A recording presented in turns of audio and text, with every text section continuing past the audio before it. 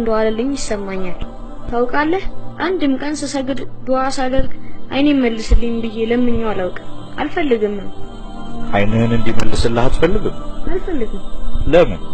ምክንያቱም የውመል ቂያማ በዚያ ምክንያት አላህ አዝኖልኝ ቅጣቴን ይቀንስልኛል ይሆናል።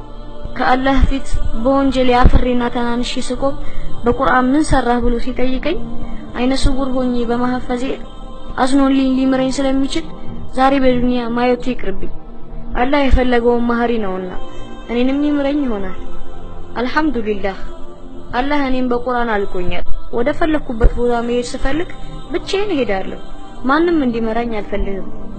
አባቴ ግን ስለኔ ሁሌም እንደተጨነቀ ነው። በዚህ ቅጽበት የሆነ ነገር ትዝ አለኝ። ዛሬ በዓለም ላይ የሚገኙ በርካታ ማየት የሚችሉ ሙስሊሞች ቁርአን ከማሐፈዝ መዘናጋታቸው አሳዘነኝ።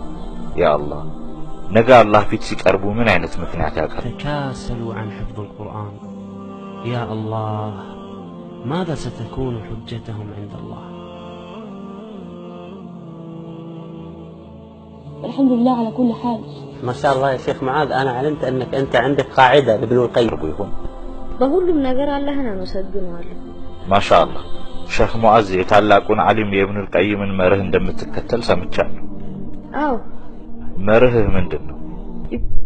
ኢብኑል ቀይም አላህ ይዘንላቸውና እንዲህ ይሉ ነበር። አላህ በባሪያው ላይ አንድን በር አይዘጋበትም ከእዝነቱ የሆነ ሁለት በሮችን ቢከፍትለት እንጂ።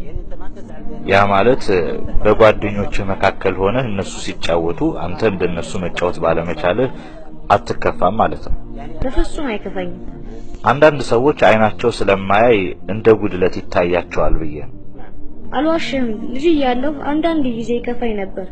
በአሁኑ ሰዓት ግን ፍጹም አልከፋም። የአላህን ውሳኔ ወድጄ ተቀብዬዋለሁ። የአላህ መልእክተኛ ሰለላሁ ዐለይሂ ወሰለም እንዲህ ብለዋል።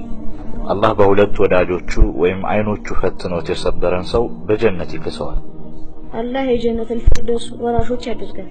اللهم الله أن نكون من ورثة جنة الفردوس. اللهم آمين. فرت همومي وانشرح قلب مهموم